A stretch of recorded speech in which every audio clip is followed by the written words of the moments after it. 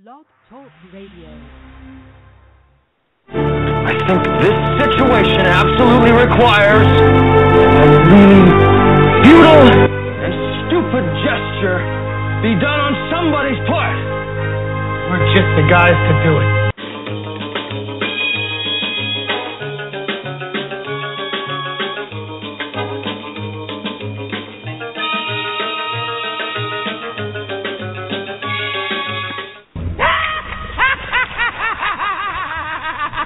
Fun has just begun. All right, welcome back to That Nerd Show. And today's sponsor is Skynet, who doesn't want my web browser to work correctly. So there you go. But we are back. We're going to rock and roll, and we're going to get this done. And we have a lot of Doctor Who stuff to talk about. So all you Whovians out there, we know you're not watching football, so you should be listening to our show right now. I'm Marcus Blake, one of your hosts, and with me as always is Brendan. Hello, nerds. And we have a guest host this week, our new Doctor Who blogger, A.E. Fraser. So we're just going to call her Ace, because that's how we roll. Unless you want another nickname. No, Ace is fine with me. Okay. So, yeah, we figured this would be the perfect opportunity to have you as a guest panelist, since you are kind of crazy about Doctor Who, and we have a lot to talk about. So Season 9 is here, and that's... Well, can we just say that was the most exciting thing of the week? More Doctor Who? I believe we can. I was playing Destiny all week, so I don't know. Taking King came out, so you know. There's that too, and we're going to talk about the initial impressions of Destiny. Before we get to news and all that, we should let our listeners know that as we talk about games in our review section today, Brendan and I took the opportunity to play two separate games so that we would have more to talk about. He was consumed with Destiny the Taken King. I was consumed with NHL 16. But we'll talk about those games later. Anyway, we got news to talk about, and there's kind of a lot that happened this week. So we're going to start with not Doctor Who news, Star Wars news. There's a lot of news coming out about Episode 8, and yes, apparently Episode 8 production has started, and the only cast member that has been confirmed is Mark Hamill playing Luke Skywalker, and they were shooting in Ireland over on, and the island... Brendan, am I pronouncing this correctly? Skellig Michael? Yeah, close enough. Yeah, okay. Yeah, close enough. So, the reason we're bringing this up, I know there's always stuff about Star Wars and the other movies as we get closer to Episode 7. We actually wanted to confirm everything that this particular story, because there was a lot of rumors. No, Mark Hamill did not nearly lose his life. He was mildly injured on the set, took a tumble, but one of the production guys got a hold of him and, saved him. But he was up walking around and having pints with the locals, and in fact actually serving Guinness to some of the locals later that evening. And he tweeted out this week that he was perfectly fine. It wasn't as serious as everybody thought. So that's a good thing. But I also wanted to comment on this. I think Ireland should add a whole new thing to their to the tourism section. It should be, not only see a beautiful country, come to Ireland for your Jedi training. Because let's face it, that's obviously why they're filming in Ireland, and that's the whole plot. And I think Ireland's a lot better of a place to do your Jedi training than a swamp and, like the planet Dagobah. But that's just me. What do you think, Brendan? I'd be cool with that. I have no idea, and I'm trying hard not to speculate because I don't want to get it right and ruin the movie for myself. So I'm just going to say, yeah, that sounds cool. If it does, it's a beautiful location. It's very peaceful. It's very serene, very Jedi-like. So, yeah, it would work. That would be good. Yeah. I have no issue with that whatsoever. So, but yeah, I thought it was actually cool, the pictures being tweeted out of him serving pints of Guinness to the locals. Wouldn't that be an interesting tidbit if you were on vacation around the area and this guy just hands you a pint and it's Luke Skywalker. I'll admit, my inner geek would come out and I would, fumble with my words and stuff like that. But anyway, moving right along, some other interesting, news. I'd tell him I had the death sentence on 12 systems.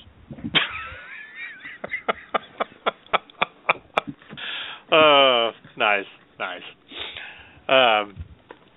Other news going on is Amanda Seyfried has been cast in the new Twin Peaks revival that's happening on Showtime next year. Love or hate the actress, we don't really know what the role is going to be, but you have another person that's been cast that's actually has done some good stuff, other than the ridiculous movie about Deep Throat. But that's for all the nerdy guys out there that are still living in their mom's basements, who've probably seen that movie way too many times. But anyway, yes, more casting choices for the Twin Peaks revival. So I can't decide if I'm truly excited about a Twin Peaks revival yet. I don't know about you guys, but I just can't seem to get that excited about it. What about you, Amberlyn? Are you a Twin Peaks fan? I actually haven't had the pleasure of watching the show. Well, there you go. Now you know what you can binge watch on Netflix when you're bored and have watched every Doctor Who episode over and over and over. True. Yeah, I mean, I think it's interesting, especially with David Lynch coming back and doing it. But then again, it's kind of like, I'm much more excited for the X-Files coming back than I am Twin Peaks. But there we have it. Okay, so other casting news, and this goes with Ghostbusters, and I know that Brendan is already cringing, but we do have Ghostbusters news. Apparently, Ernie Hudson, who said it would be a bad idea to have an all-female cast for Ghostbusters, is apparently okay with it now because he is doing a cameo in the new movie. So, I guess I'm beyond cringing. I sigh at this point. It's just like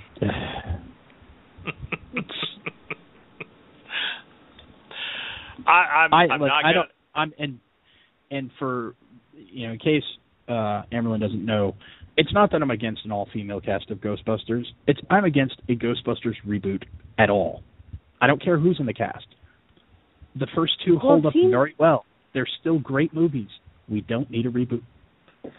It seems completely superfluous at this point, exactly what you said, because the first couple were very, very good and basically classics, so why even remake it?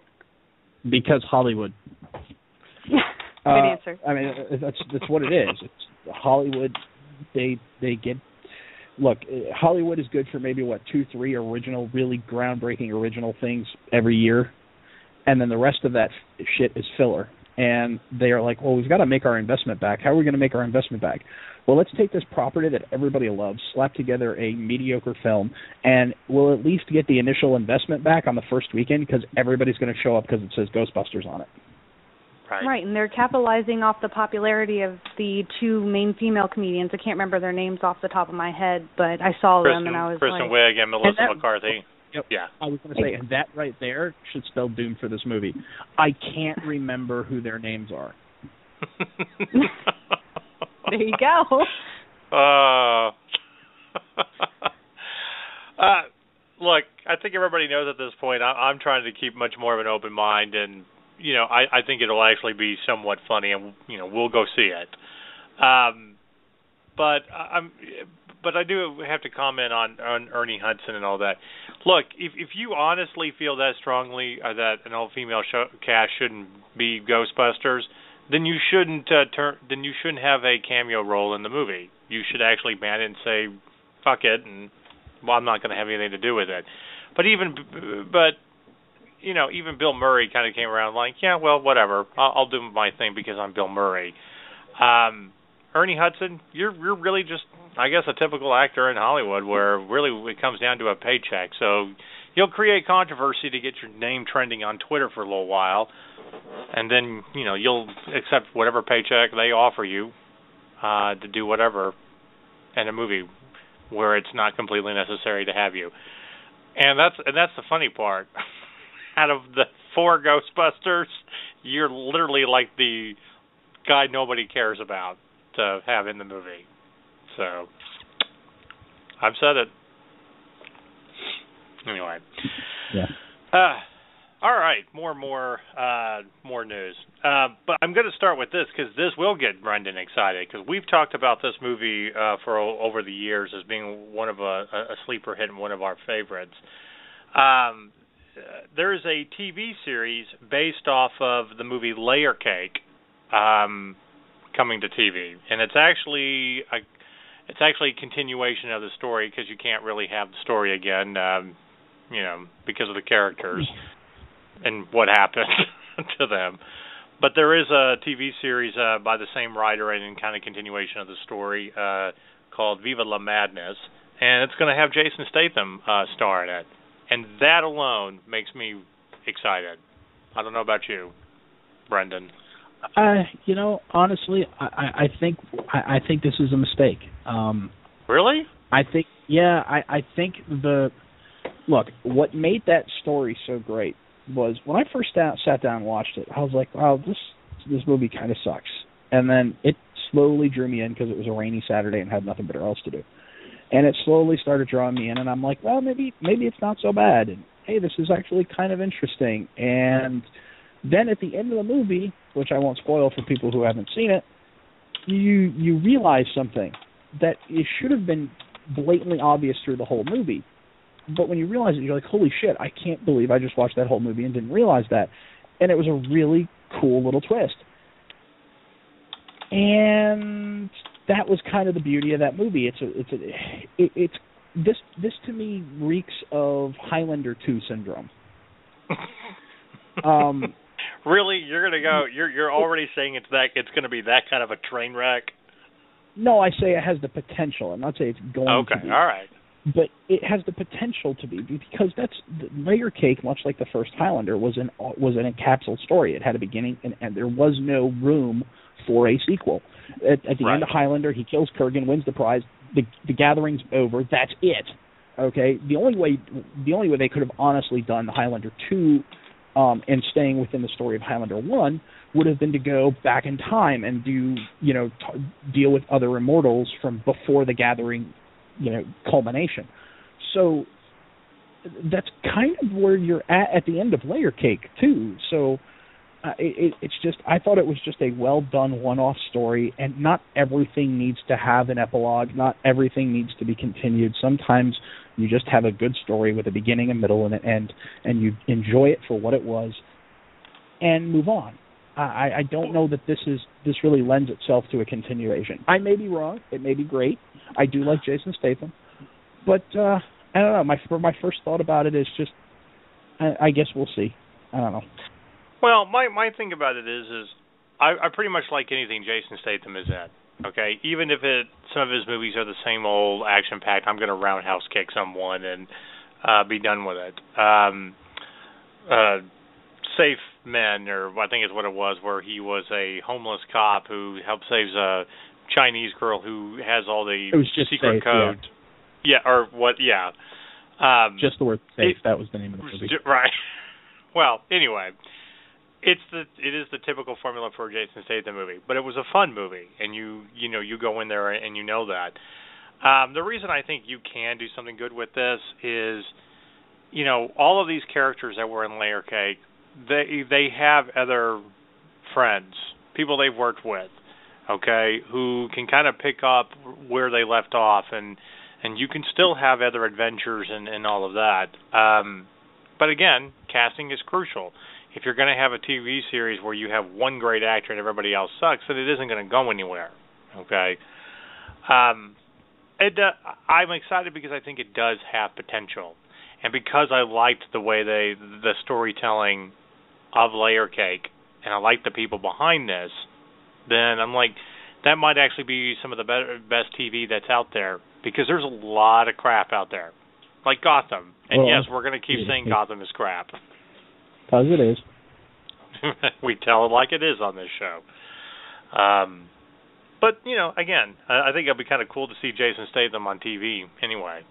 And whether it's you take the Fast and Furious formula where Jason Statham is playing the brother of, another bad guy that got killed, and now and the brother's coming in. So what? As long as it's entertaining, and it's not the same old that you see out there, and you can identify with the characters and kind of fall in love with them, then I think it'll be a good thing. So my only, question, and I don't know if they have picked a channel of where it's going to be yet. To me, this is a show that sounds perfect for our FX. Yeah, it would have to be FX or, even Stars or Showtime or something. You couldn't do this on NBC. No. The show's about the heroin trade. Right. It's not going to work on NBC. People are going to flip a lid. Yeah, just because Hannibal lasted 3 years, which I can't believe that, as dark as that was, actually lasted that long on NBC. That's a rarity. So, speaking of TV news, continuing with the idea of let's take a movie and put it on TV, there will be a Taken series, and it's heading to NBC of all places, and it will be yeah. Now, because I know Constantine didn't do well, so let's put something else in that time slot. Yeah, you know what? That is the best answer I've ever heard. That's exactly right. Because, they put Constantine in the Friday night death slot, and then when it did as well as everything else in the Friday night death slot, they were like, we're going to cancel this just because. Well, this will show the early adventures of Brian Mills working for the CIA. And while that does sound kind of cool, he was really they're only going to get somebody like Tyler Lautner to play him or something. Right. I don't see how you can have anybody that's going to be as good as Liam Neeson. I mean, Liam Neeson made that movie. I mean, only because of Liam Neeson are you actually willing to put up with the extra 2 sequels that are really not as good as the first because of Liam Neeson, and he kicks everybody's ass. I haven't even seen the third yet, and I love the first one. And then who are they going to get to play a young Femke Janssen? That's what I want to know. I don't know, but I'm already predicting that this TV series will last 1 year and be done, and then they will have to find another TV show to go into the death slot. That was Constantine. We cancel all these good shows, and this makes it onto the air. Okay. Yeah. That's fun. But hey, Chicago Fire and Chicago Code are still going strong on NBC, and I'm okay with that for what they are. But come on, NBC, we can do better. I'm hoping Blind Spot's pretty good. I'm hoping Blind Spot's good. Well, we're going to do a quick review. We're going to do a quick review on it a little bit later, and let's just say that I was a little bit more surprised than I thought I would be with it. But speaking of more TV, another movie turned into a TV show heading to NBC. And I swear to God, this is not. We haven't gotten to this week's Side of the Apocalypse yet. Sorry, I can't even say it with a straight face. In the Line of Fire will now be a TV series. What? And again, all I can say is why? Why? I mean, actually, I have a little bit. I think this one shows a little bit more promise more than Taken does. I could actually see this one more as a TV series and actually succeeding a few seasons. Honestly, I don't see with but this is going to be a movie about Secret Service or a show about Secret Service agents protecting the president or protecting whoever. And with politicians these days, I'm going to watch that show just to root for the bad guys. I want the catharsis of seeing a politician get shot because we can't do that in real life or we'd go to jail. Oh, well, there's the red flags for the NSA who are listening on this show. I said we can't do that in real life. Yay, Brendan, you're on the watch list. I've been on the watch list for a long time. I used to work for them. I mean, trust me, this show's been on the watch list for a while now. Again, we call it like we see it. So, my only thing is, again, I'm going to be with you. I will root for the bad guy because as much as I like the movie In the Line of Fire and Clint Eastwood was great, John Malkovich was 100 times better. Yeah, he was just awesome. Okay. So if you're just going to have a bunch of Secret Service agents protecting the president and going out and having drinks and playing the piano late at night, whoop-de-doo. Are you going to actually have a JFK conspiracy involved in your series? I mean, you know. Because that hasn't been done. Not at all. Ever. Not once. Okay. And we're not done. We're not done with movies being turned into TV. I did not make this up. This is literally the news this week. And we are nerds. We have to report the news, even if we make fun of most of it. This one, I saved the best for last because this one's actually a lot more promising than the first two I mentioned. The Island of Dr. Moreau is heading to CBS. So. Well, it can't be any worse than the Marlon Brando Val Kilmer version that came out about 15 years ago. Because that one was just... I mean, you know what that was? That movie was to the original Island of Dr. Moreau what the Joel Schumacher Batmans were to Batman series. It was just neon everywhere. Wow, you're really going for the insult. Really, yeah. Yeah. By the way, I want to... And let's face it, it was at the end of Brando's career. He really couldn't do much except just make crazy demands and kind of remember his lines every once in a while. Right. But I think, but there's also a great irony about the year that movie came out. It came out the same year as the 12 Monkeys movie with Bruce Willis, and I find it interesting. That's a TV show now too. Yeah. Just to add even more irony, you have two movies in the same year that literally require acid to get through and completely understand. So TV networks and studios are not really having the message of say no to drugs. It's more like take drugs to understand our movie. So, you know, I think that again, if you get a good cast, you know, there's a lot that you can do with it. Definitely would have to be a lot better than, you know, the Marlon Brando Val Kilmer movie. Yeah, Dr. Brando.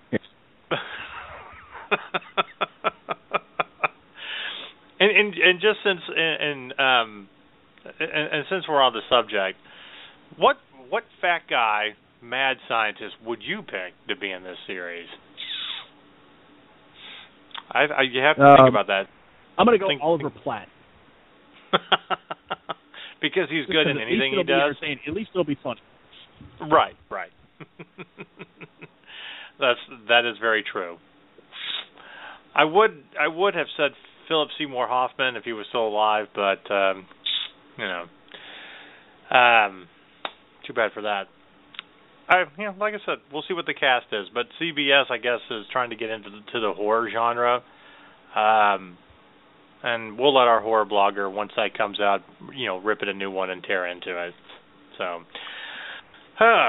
all right.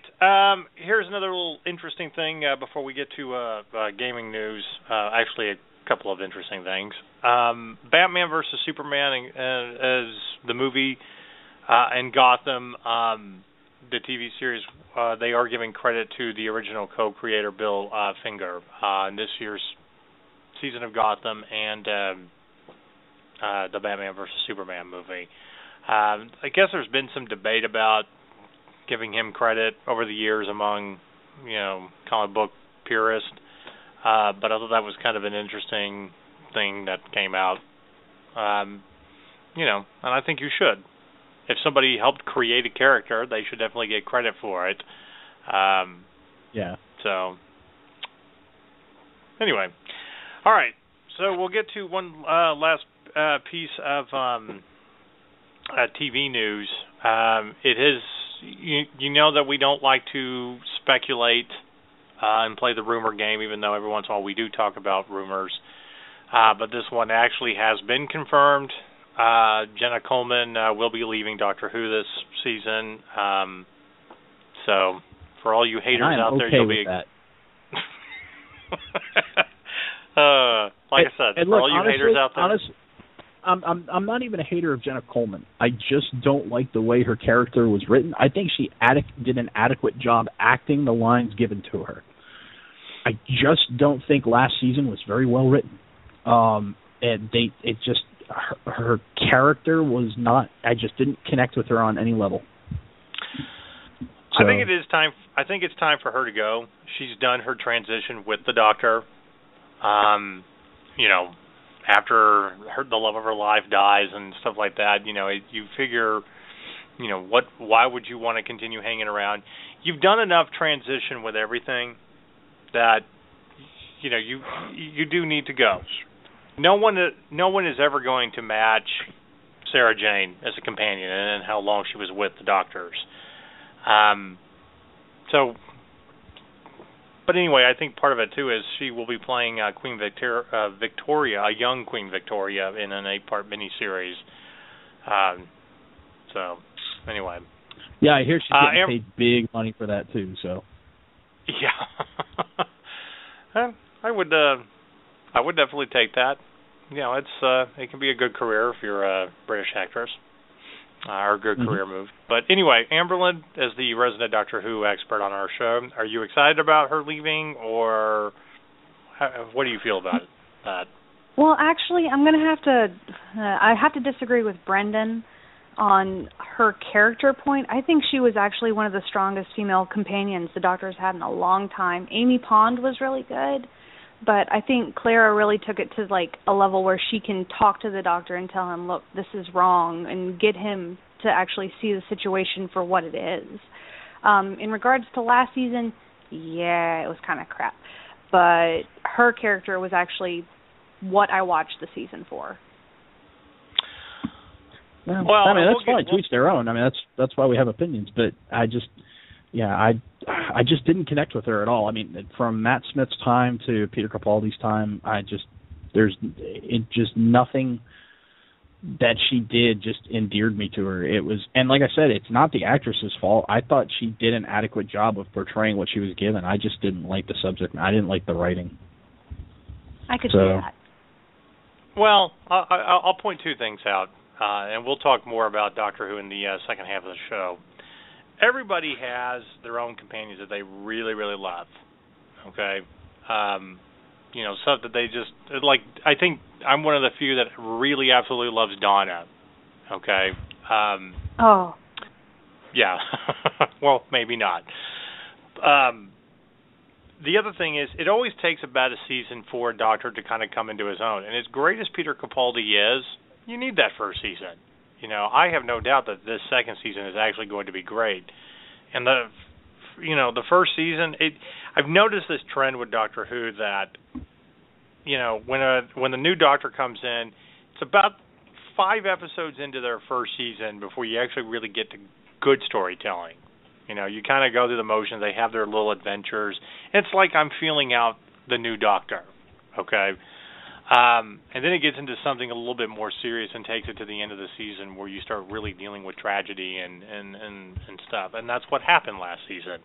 The last 2 episodes were great, and I think they've definitely kicked this season off with a bang a little bit. But Doctor Who has always been centered on a great supporting cast. It isn't just about one guy playing a Doctor and us all falling in love. You have to have people that can go back and forth with him, and that's the point of the companion. We've been doing Doctor Who for 50 years and had a lot of companions, and this is our 12th Doctor. So you're gonna have one where you're just really all excited about, and one you're like, and when they leave, it's like, and you hope that you can find someone that you can really relate to. And with that said, we'll see if that's going to be Maisie Williams or not. That's a lot. We'll speculate that in the second half of the show. Anyway, that is pretty much what's going on in the world of movies and TV. Even though a lot of it sounded like this week's Side of the Apocalypse. But, yeah. So we're going to go to gaming news real quick because there's a few things to talk about with gaming. And we're winding down to some big games coming out here in the next couple of months. So, Brendan, start us off with that. All right, so we finally got a release date for Xbox One players, especially if you want you're really interested in the Xbox One Elite controller, which it's got like 50 different ways you can customize it. It's going to be $150. We finally got a release date on that. It's coming out October 27th. And then, let's see, that's also going to come out in a Xbox. You can get either just the controller, or you can get a new bundle with a new system, which will be a 1 terabyte system. I believe that's a $4.99 bundle. Let's see, what else? As we talked about, Destiny Taken King came out this week. A lot of big changes I really liked. No more light levels. You still have a light score, but that goes to determining other things, like whether or not you can put a story mission on hard mode. The levels are now just earning XP. I've put 14 levels on my character. I've gone from level 20 to level 34 since Tuesday. So I've been churning through the content pretty good. I also really like that small little changes that are just make things more convenient. Instead of having to go back to the bounty quest giver, once you complete a quest, you just go into your inventory and click on it to turn it in. You get all the rewards there. So if you've completed 3 or 4 bounties, you don't have to fly back to the tower. You can just stay out in the field and keep doing whatever missions you're on. So that's real convenient. Let's see. The Pro Evolution Soccer came out, got a really good review, got a 9.5 from IGN. So if you just really hate EA and don't want to give them money because you think EA is the devil, which apparently a lot of gamers do because it got voted the most evil company in the world 2 years in a row, which, with companies like Halliburton out there, that's pretty retarded, and shame on you video gamers for doing that. If you just really hate EA, Pro Evolution Soccer is a way to go instead of giving EA more money, and it got great reviews, so check that out. Let's see. I've not heard good things about Mad Max, which just came out recently. And I really didn't like the turn they took with the game anyway, because, excuse me, you've got a game about an iconic character in his car. What's the first thing they do in the game? Take the car away from you. I don't want to play this anymore. So, yeah. I just thought that was a stupid move, and it's pissed off a lot of fans. And you spend the first couple hours of the game trying to scavenge together a new car. I was like, wow, that's dumb. So there's that. Let's see, Disney Infinity 3.0 came out. If you're a huge Star Wars geek, it's a lot of fun.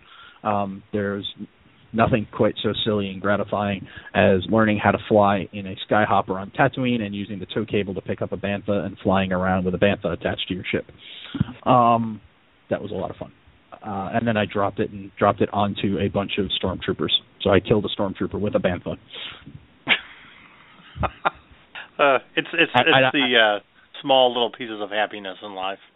Absolutely. Let's see. So games coming out soon. So in November, of course, we get Star Wars Battlefront. Need for Speed is in November. Dragon Quest Heroes coming out October 13th. WWE 2K16 October 27th. Uncharted: The Nathan Drake Collection October 9th. Fallout 4 November 10th. FIFA 16 September 22nd. Call of Duty Black Ops 3 November 6th. Let's see. Is anything else real quick? Not really seeing anything else. No, that's about it for this week. Just wanted to make sure I hadn't forgotten anything. So, well, a lot of there's a lot of games just that filled with anticipation. I think probably the big one is really Battlefront. I know that we may honestly have to do one quick gaming show just to talk about what we've done so far, and then okay, we're done. We got to go back to playing. I almost feel like I should have to take a vacation right around that time and not go anywhere just to really get into that game. Honestly, Battlefront's not going to be the biggest game of the year. Blasphemy! It's a Star Wars game. It doesn't matter. It's not going to be the biggest game of the year because you have to be. I'm excited about it. in order to be excited about this game, you have to be a Star Wars fan and an online FPS fan. That's a very small niche. This game is not going to do nearly as well as people think it's going to do. It'll do well, but it's not going to do well. The game that's going to sell more copies than any other game this holiday season is Fallout 4, and it's not even going to be close. Fallout 4 is going to sell 10 million copies. Really? Fallout is one of the biggest gaming franchises ever. It is going to blow Star Wars out of the water in terms of sales. I guarantee it. Okay. And the game's been in development for like 5 years. People have been waiting on it. When this game got announced, it broke the internet. I'm telling you right now, Fallout is going to destroy Star Wars in sales. And I'm a Star Wars geek, but I know video games, and Fallout's going to win that battle every day. We'll see. That's all I'm going to say. You may be right, but we'll see. And I think Battlefront will be one of those games that'll cause a lot more people to be more online PS4 gamers. And I'm one of those guys because it is Star Wars, and because you do get to find out a little bit more about the 30-year period between Return of the Jedi and The Force Awakens. So, I mean, at the end of the day, there's not going to be any story. You're not going to find out anything. All there is you're just going to be playing in the Battle of Jakku. That's it. There's no story to it. You just drop in and shoot things. I'm just saying. I think because of Star Wars, just because of that nostalgia, it's going to be a lot more popular than you think. But we'll see. But we will definitely be two of the people in the world that will be getting Fallout 4 and playing the hell out of that game, because you're absolutely right about the excitement and cannot wait. That's another one where I might have to take like a week off if I could ever really do it and just play video games all the time. So here's gives you an idea of what Fallout 4 is going to do. 6 years ago, when Fallout 3 came out, it sold 4.7 million units between October and December of 2008. And that was 2008. The video game industry has grown leaps and bounds by then. Fallout 4 is going to sell a shit ton of copies. I think it is going to be popular, but I'm still of the opinion that we're going to wait and see. So, one thing is for certain: both games I think are going to be a lot of fun, and I shall have both of them. I shall.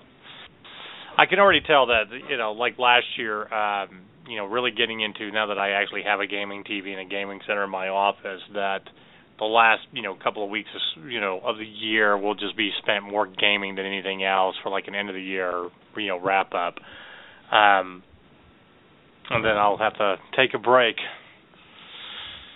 But it shall be fun.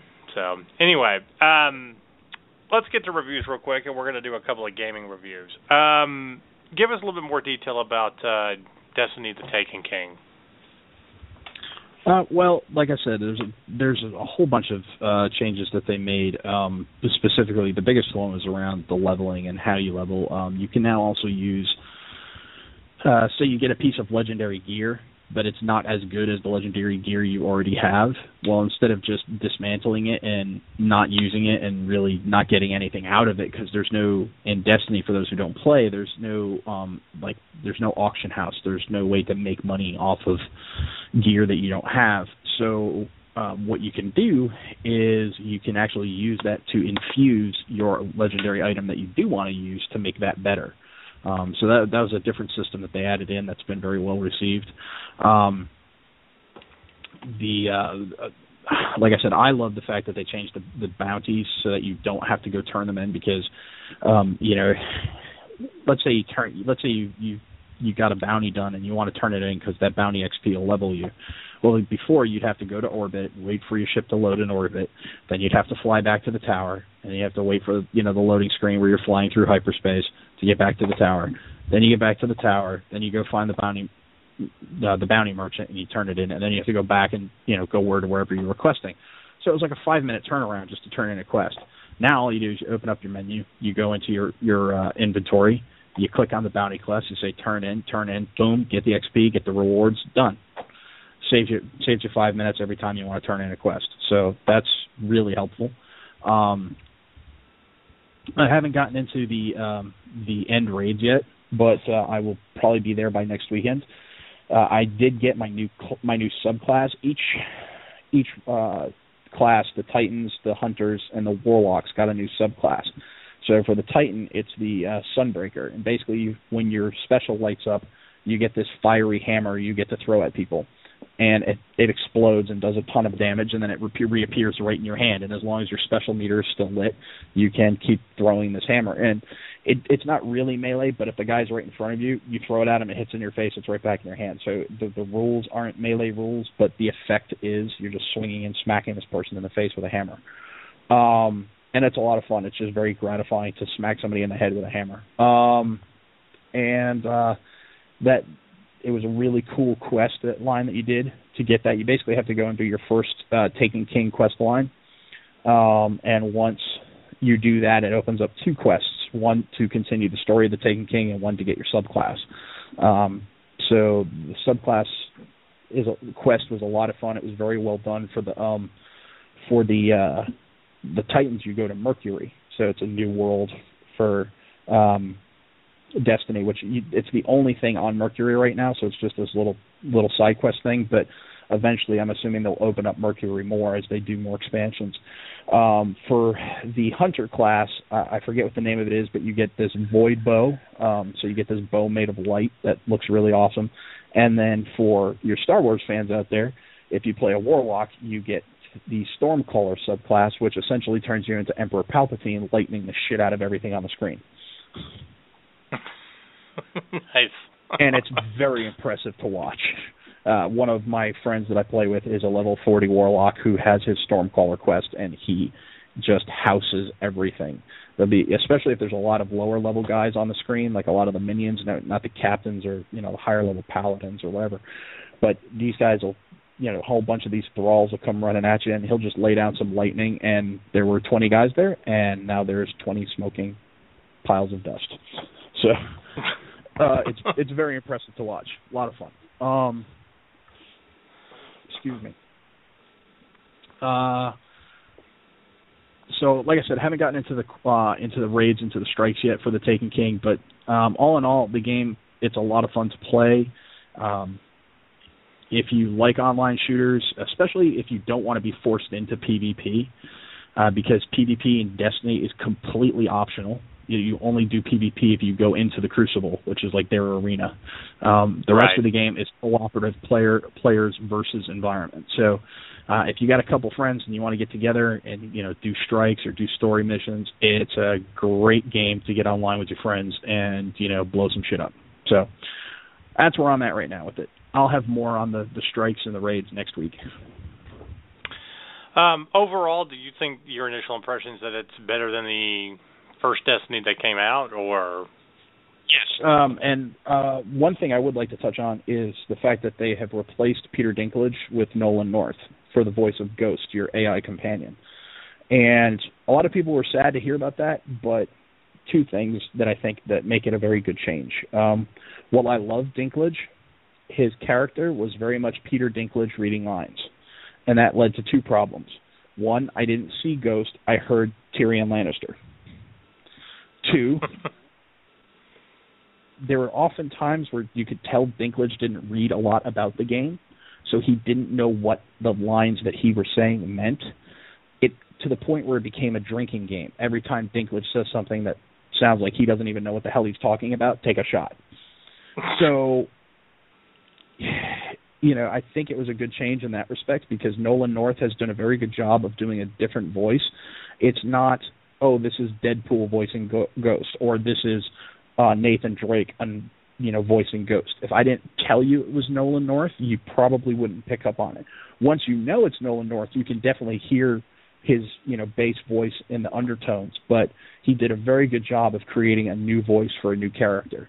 So I like that. Now when I hear Ghost, I hear Ghost. The other reason why they made the change is because Dinklage, they're reacting to a lot of community feedback. The Taken King, it's a big expansion in the sense that, yes, it adds 6 levels, it adds a new raid, but the biggest thing about it, I think, is just all the little changes that are the direct results of community feedback. And one of the biggest things for community feedback was we want more story. The storyline is good. Give us more of it. And so the reason why they went with Nolan North is because he's far more available to do voice work, the amount of voice work they're going to need. And Dinklage wasn't. So, as for example, there is no spoken lines in the two smaller expansions that came out, the House of Wolves and the Dark Below, for Ghost, because they couldn't get Dinklage in to record anything. So by changing to Nolan North, they have a guy who can constantly, who lives right down the street from where they're doing it, can constantly come in and record lines for them, and they can churn out a lot more story content. And that's one thing from guys that have gotten to 40 that have said is there's a lot more story content in The Taken King, and it's a lot more involved, and they're going to continue doing that. So that's I think it's a really positive change. So in one sense, I'm sad to see Peter Dinklage go, and in another sense, I'm glad he's gone. Well, can't wait to get into The Taken King on top of everything else I got to play. Yeah. So let's go. And we definitely will be talking more about The Taken King later on throughout the year as we get to our end of the year roundup on games. Speaking of other video game reviews, while Brendan was playing that, I got NHL 16 this year, and all of our fans should know by now that my favorite video game will always be a hockey game. That's the type of game that I will play over and over and over and never get tired of. And it's one of the few games that I do actually, I'll spend the money on because as much time as I spend playing it, and I will win the Stanley Cup a few times throughout the year, by going through the season, I think it's worth $60 when it first comes out compared to a lot of other games that, you might play one season and be done and stuff like that. Madden's a good example. I mean, if you play one season, 16 games, and try to go to the Super Bowl and all that, and that's all you do until the next year, I think that's kind of a waste of money, Anyway, my initial impressions of NHL 16 is they definitely have improved on a lot of things from last year's version. NHL 15, and we've talked about this before, that it was the last game for the PS3. The PS4 version didn't really offer anything except that it was just better graphics. That's it. You didn't even really get to play like a full season and go through it. And I got both versions when I switched over on the console systems. I loved it on PS3. It was great. When I played it on PS4, it was more like filler until the NHL 16 came out. But I got NHL 16 this year. Have started a new season. I'm already, about 10 games into it. The great thing about hockey games is they're so fast-paced, and you can change the settings of how much simulation that you really want, how much interaction you want between your players. If you want more hands-on experience, then you can set the simulation settings compared to what level you are between rookie, pro, superstar, that kind of thing. I'm not always so concerned about the different levels that you're playing on based on your skills. I think the simulation is really where it's at, and again, how fast-paced it is. Hockey, these games are not supposed to be slow, okay, compared to like MLB where you can kind of take a break here and there and go back to it and whatnot. For 20 minutes of playing one game, you're always into it and it's always going. There's no timeouts. There's not anything. So, you're focused. I read a little bit more about this particular game. This one was actually built with more input from the fans about, real-life hockey experiences and stuff like that. Down from, to how penalties are called, to instigating fights, to, to stick handling and all that. So, of course, they changed, the controls a little bit about how to shoot and pass and crash into people on the boards and then poke check and things like that. And I have to say, while it took some getting used to compared to the other versions, after the first couple of games, I thought it was great. And you really do have to start paying more attention. You feel like you have to have more skills as a hockey player to be able to control everything. And And I think the hardest part about it, especially with how fast-paced it is defense, is getting your defensemen into the lanes and blocking and all of that. I love playing hockey on what they now call the arcade level, which I think is more fast-paced than anything. So trying to get defensemen down and block shots and not rely solely upon the goalie, I got burned quite a bit in the first few games before I finally kind of got it down. But overall, I will give this game a good solid 9 out of 10. It is a lot of fun, and it is glorious to watch on an HD TV at 1080p. So this one, if they made it for PS3 and Xbox 360, it doesn't even seem like it'd be worth playing it on those levels. I think this is the first game that you need to play it on the new generation console systems to really get the full effect on it. So, and I can't wait to play a few friends with it. But like I said, I give it a good 9 out of 10. I think it's worth, if you play a lot of hockey, it's worth the $60. Absolutely it is.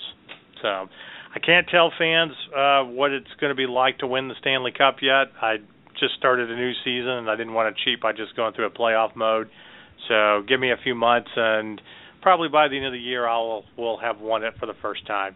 And when I say I will have won it for the first time. And in my mind, if you're a diehard hockey fan, like Brendan and I are, it's always better when you beat an original 6 team.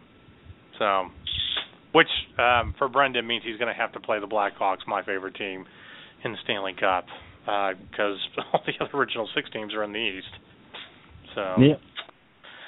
But anyway, definitely worth it. I like it a lot more than I do Madden, and I've kind of not played Madden in a couple of weeks. Just seems like, it's not even that fun anymore. I got hockey. So, that's our game reviews for the week. We got to wrap up some other reviews before we get to our Doctor Who, our Doctor Who hour. So we're going to start with a quick review. Actually, we're going to switch things around here since we're running out of time. We're going to do our review of the season premiere of Doctor Who at the top of the next hour. So we'll get to a couple of other TV shows and movies and stuff. The very first TV show I'd like to bring up is Minority Report, the pilot. That's coming out this week. And it's in our category of who gives a shit. I was so bored through the pilot. I feel like there's not going to be anything interesting of this. There is nothing relatable about these characters. The actors don't do anything for me. In fact, I got so bored with it, I just went back and watched the Tom Cruise movie and was done with it. So, if I have to give it a review, it would definitely be like a 4 or 5, probably a 4. So, it's a series that I am definitely not going to watch. We may give you a few reviews on it until Fox probably cancels it. Well, knowing Fox, if it's really terrible, they'll probably keep it around for a few seasons. So there you have it. Were you guys even interested in watching Minority Report? I mean, did it even strike you as anything interesting, Brendan? Nope. There you have it. What about you, Amberlin? I'm so tired of these movies to TV shows. It's just, I'm done with them. Yeah. The ad Amberlin? was so excruciatingly boring. I mean, I wasn't even, looking at it. I didn't know what I was looking at, and then when it finally said Minority Report, I was like, oh, screw that. Yeah. Fox has got another winner. Well, and the whole story is supposed to be after, pre-crime gets shut down. So it's like after the events of the movie, and the precogs are all off on their own. And I'm like, I don't really care, actually. The movie was interesting enough, but even the movie wasn't that interesting to warrant a TV show to keep me interested. Well, yeah, and then that's another situation I was talking about earlier. The story was over. Yeah. There's a reason why there was never a sequel, and it did well in the theaters. So normally you would think, if it does well, it's going to spawn a sequel. Look, no, because it's a self-contained story. in the history of TV, in TV shows being developed for movies, there's only one that I can say that was actually better than the movie, and that was MASH. Okay? Not that the movie was actually bad, it's just they were able to do so much more, and there were a lot of great stories to tell, in a TV series. And that show was made by Alan Alda and Henry Morgan. I mean, everybody was funny on it. Okay? Yeah. No, there is nothing that's ever really become classic. And it's a classic. So, I mean, quit trying. It's like everybody wants to have that winning formula where it's just, totally going to work. And no, it's a rarity. Just stop. Write something original. So, The Blind Spot, which premieres tomorrow, and we did do the pilot. I wasn't as interested in this show, and I did watch the pilot. It's okay. Obviously, there's a lot more story to tell. Obviously, they leave you with kind of a cliffhanger at the end of the first episode. I mean, I like Jamie Alexander, always have.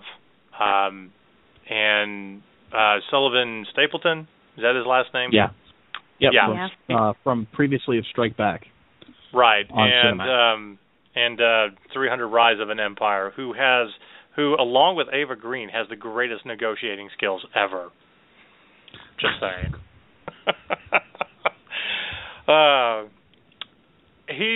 He was good in it, but I think, he's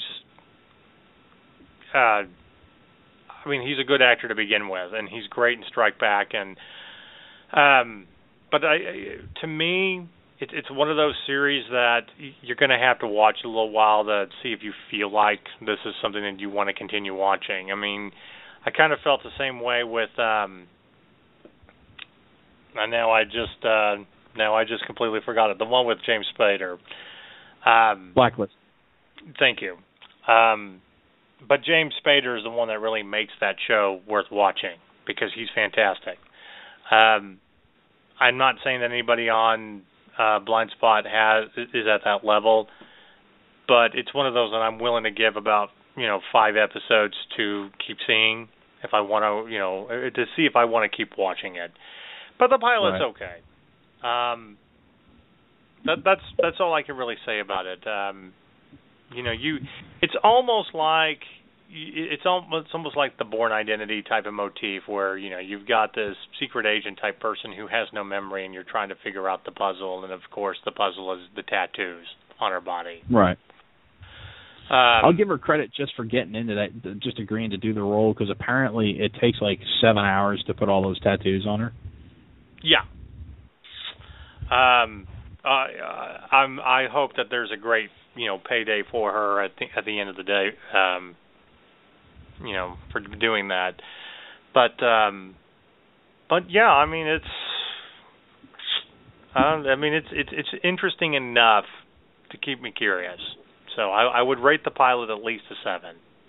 It's okay, but the pilot is so fast paced that really until you get to the cliffhanger, which I won't give away. I mean, you just it's kind of like It's kind of there were moments where I felt like I was watching her again in an earlier series that she did years ago, Kyle XY, where she was trying to figure out who she was. So she's like the scared little girl, and but again, I like Jamie Alexander to begin with, so I'll keep watching it for that, and we'll let you know how it's going to be. One other thing that came out this week, which I think was very exciting, and I hope everybody had a chance to watch the pilot, Kurt Sutter's new TV series on FX, The Bastard Executioner. That was probably my favorite pilot or favorite news show in the past few weeks. Not that the pilot really gave you a whole lot. It was kind of boring up to the front, but just the cast in it and great swordplay and all of that, and Kurt Sutter's storytelling. It's always very gray. It's a series that I'm definitely looking forward to. And the guy, the actor playing the main character is relatively a newcomer, but definitely has a good presence on screen with everybody else. So all I can say is heads are going to roll. Heads are going to roll. Quite literally. And is it wrong that I think is it wrong that I think Katie Sagal is still a little bit attractive, with gray hair and tattooed all up? She basically plays like a witch, warning of fate to all these men. And I'm like, well, it's Gemma, but she's a witch trying to control everything with witchcraft. And there's a really interesting scene with her and Kurt Sutter as the mute that I'm just like, this woman's like in her 60s, and she's kind of half naked and tattooed all over her body, and I'm like slightly turned on here. But they have support groups for this. I don't think this is really the appropriate time. Am I going to have to go to a support group? Yeah, But I don't think it's wrong to be excited about Katie Sagal and how talented she is. Not only is she funny, she's a trained opera and classical singer. She was great, as the mother figure in Sons of Anarchy, a very big departure of a role. And I still love classic Married with Children. So, but anyway. And one more quick thing, and you can read the full review later today from Tim Helfrich. The movie Cooties, which gave us it's another great little horror comedy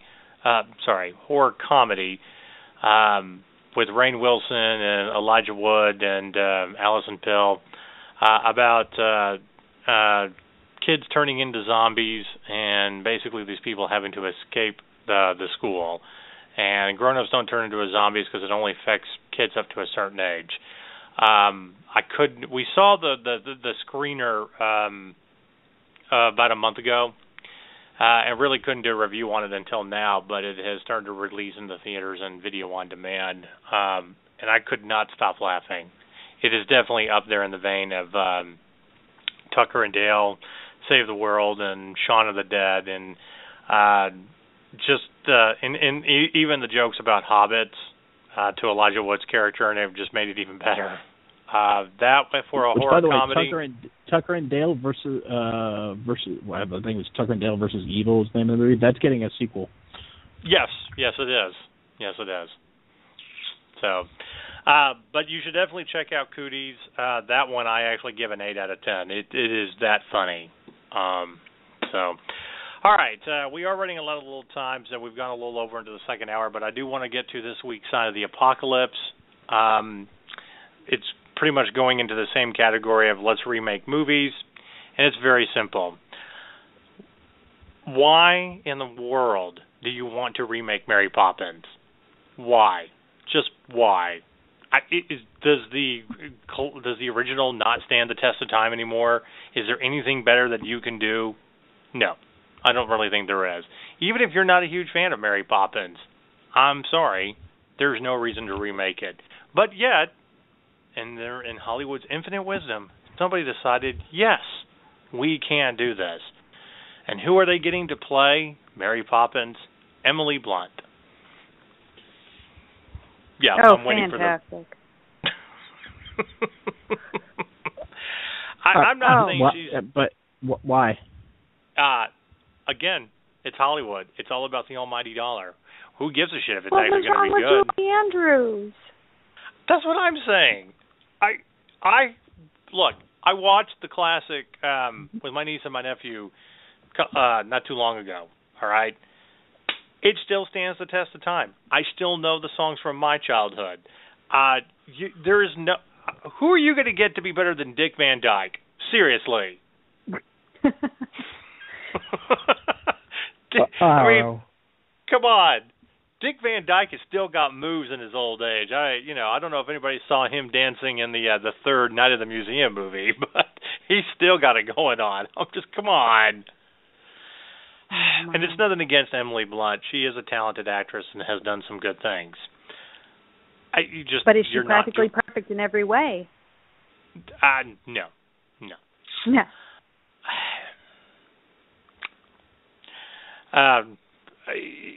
I get Disney making the movie with Tom Hanks and Emma Thompson, about Travers, who wrote Mary Poppins, and how the movie came to be, and that was a very fun movie. That's as far as you should go. If you want to keep doing Mary Poppins on Broadway, fine, whatever. Don't make another movie. Don't quit. Yeah. This is in the same category of Channing Tatum raping my childhood. I'm sorry. But there you have it. There will be a new Mary Poppins. So, all right, we're going to take a quick break, and then we're going to come back, and we're going to talk a little Doctor Who and do a review on the Season 9 premiere and what we're going to expect from Season 9, because there is actually some other news that we did not mention that we wanted to wait to tell you about in regards to Doctor Who. Okay, we'll be right back. What's the difference between success and failure in business? It's the moment you decide to go pro. And it's also when you finally decide that you don't have to shop with amateurs anymore. When it comes to your printing, web and graphic design, and advertising, the Business Pro Shop will get the job done right, because that's what it means to go pro. Shouldn't you let professionals work for you? Call 888-901-4665 to go pro today, and start with 500 free business cards on your first order. All right, and we are back talking about Doctor Who. And I do want to remind our listeners out there, if you want to make a comment and talk to us, you can call into the show, and the number is 347-989-1732. If you want to completely disagree with us about the companions, who's the best and who's not, we do have a complaint center. So give us a call. All right. Season 9 of Doctor Who happened last night, the very first episode. So, Amberlyn, what did you think? Tell us. Was it a good episode? Were you excited? What's your review on it? It was very, very good. There were some plot issues and some questions, but it is a two-parter, so I'm sure they're going to wrap that up next Saturday on the Which is Familiar. Very intense and attention-grabbing when it comes to the composition of the episode, and very funny puns, but I'm all for awkward humor. And, of course, my biggest thing was the return of Michelle Gomez, who I love as Mistress. I want to comment about her. The Master has always been my favorite nemesis, even above the Daleks. Don't get me wrong; those are cool too, and I love the history behind how they came about and stuff like that. And it was great how you actually had the two in the same show, with the creator, Devereaux of the Daleks. But the Master is like the Doctor, keeps regenerating, keeps coming back in different forms, and having her be a feisty woman just like River Song, but the Master, and a little bit sexy as hell as an older woman, fantastic. And that's why I love the end of Season 8 last year. But I couldn't stop laughing when she called, and they were in the episode like, but you're going to need 8 snipers. For you? No, it's going to be for him to be comfortable. It's just like... It was hilarious. Yeah. So I'm with you on that one. So overall, out of 1 through 10, how would you rate this very first episode? Even though it's a two-parter and we're only talking about the first half. I would say an 8.5. Okay. What were some of the problems that you did have with it, since it wasn't perfect? My biggest problem was having to take into consideration, I'm not going to be talking about the issues, it was the inclusion of Colony Sarf. It seemed like he was going to be this big bad thing that was just going to get us in the episode, and he just kind of, for lack of better, slithered on out. So I don't know why he was even there, but I want a little bit more of him in order for me to be like, oh, okay, I understand what this character is for now. Right. Well, and hopefully we'll get that in the second half and everything. The big question of the past couple of weeks since they came up, before the premiere is, would the Doctor actually ever kill anybody on purpose?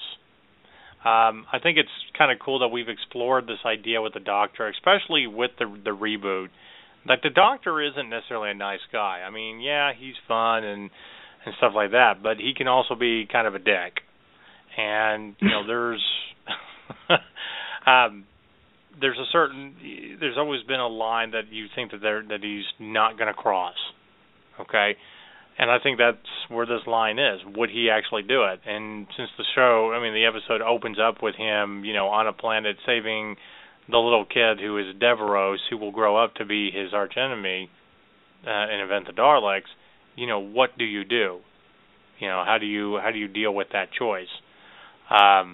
Especially, you know, as a Time Lord who, you know, pretty much is a god, you know, among other races. So, do you think that he has the capacity to kill somebody on purpose? No, I do not. I think he will talk himself out of it in every way possible. What about you, Brendan? I think he has the capacity to do it. I think he's already done it in the Time War, so, yeah. I mean, he may not want to do it. He may look for reasons not to do it, but I think in the long run, just about everybody has the capacity to do so, and I think he's not an exception. Well, and I think you make a good point. I mean, he's already set that precedent already with the Time War and what he did. And yes, you know, the 50th anniversary special and the Doctors coming together, he kind of rectified that. But, you know, it's almost you know, Spock in Wrath of Khan talking about, you know, the needs of the one outweigh the needs of or the needs of the many outweigh the needs of the one and stuff like that. And sometimes, or the idea that sometimes you have to put people out of their misery to save them from a lifetime of suffering and stuff. And what is the more humane or justified thing to do, I guess. You know, he is cold-hearted, but isn't completely cold-hearted and devoid of any kind of emotion or understanding. And that's also been the evolution of the Doctor in dealing with companions through all, you know, his regeneration and stuff. And let's not forget, I mean, I think that was a great question, the first, you know, episode after he regenerated, and they're sitting in the TARDIS, and he's, you know, looking at Jenna, or, you know, Clara, and, you know, am I a good man? She can't honestly say for sure whether he is or isn't. You know, he's going to have to figure that out. So, you know, the real question is he justified killing this kid to try to, you know, change history and change it for the, you know, the good? And you don't think he is, Amberlynn? I don't think so, because think of all the encounters he's had with the Daleks. It would fundamentally change everything, and he's got to take that into account because he is a Time Lord. So it would be, do you stick with the path and lose the friend, or do you change everything just to save one person? I think it is the needs of the many argument. And I think he's going to take the side of the many. Well, we can't get rid of the Daleks anyway. I mean, they're always going to have to keep coming around. That's part of, you know, Doctor Who lore and stuff. So, but I like the idea of, you know, how the story opened up and stuff. Now, here's a question that I have for you, since you said you're glad that Melissa, you know, Gomez came back. Do you like her more as the Master out of all the incarnations that we've had? Yes. I have not got to see all of them, but out of the ones I've seen, I do like her the best, just because she's a fun little kind of twist on the Master. She's kind of like River Song's evil twin, and that's a whole other. Yeah. She's evil Mary Poppins, dude. In fact, I want her to play Mary Poppins in the reboot more than I want Emily Blunt. I vote yes. Hey, if we could get Pride and Prejudice zombies, then why not Missy Griffith is the evil Mary Poppins? This doesn't taste like sugar. That's because it's heroin. Oh, no. Sorry, I'm just thinking of all sorts of really funny skits with her playing Mary Poppins. Oh, my God. So no, I agree with you on that. I mean, I like the older gentleman who played him, you know, early on in the reboot of the series. and the younger guy and I forget the actor's name, but it was at the end of season 3. Actually, season 4. The end of the world, like part 1 and 2, which is actually like my favorite episodes. When they finally defeat him, he was a lot of fun, but he was also kind of annoying too, which I guess was kind of the point. And I think, it was you expected that out of the character, so it's like, okay, I knew he was going to kind of be this way, but you didn't really expect it so much with with Missy and stuff. Does that make sense? Yeah. So, but yeah, I definitely like her version of it better. So with season 9, what do you really want to see come out of this season? Because you said that there were parts of season 8 that you just didn't really care for. That it wasn't Well, actually, let me go back here. Why wasn't season 8 a good season for you? It started off interesting because it always starts with Doctor's regeneration, and I liked how he started and how he explained himself. I always love that, but he just was so detached for so long, and it seemed like Clara was picking up the slack for all of the Doctors. This is your human decision throughout the entire season. So I kind of want to see him get a little bit more into the Doctor's role of kind of Earth saver, but still retain some of that distance. And I need a little bit more, not carnival, a little bit more funny. There's not as much funny as there used to be. Brendan, what about season 8 bothers you? There's not any one thing I can put my finger on. It just didn't draw me in. Aaron and I Netflixed it because, we just don't carry many cable stations anymore. And so, when it came on Netflix, we devoured it in like a day and a half, if that. And after watching it, at the end of it, I realized my only feeling was meh. Like it just didn't do anything for me. It was, I don't know if it was just because I was really looking forward to Capaldi's Doctor, but I don't know if it was the writing or the chemistry between him and Jenna Coleman, or it just I just didn't pull me in. It's like I slept through 10 episodes, and then when I woke up, I was like, wow, okay. It just there was just, I don't know. Like I said, there's nothing I can put my finger on. I just wasn't pulled in and enthralled like I have been with previous seasons. Well, one of the reasons I think today is actually time for her to go is I thought she had better chemistry with Matt Smith. Maybe it was because they were, both younger and everything. And it shouldn't really be that way in Doctor Who. You should get the contrast between somebody older and somebody younger. I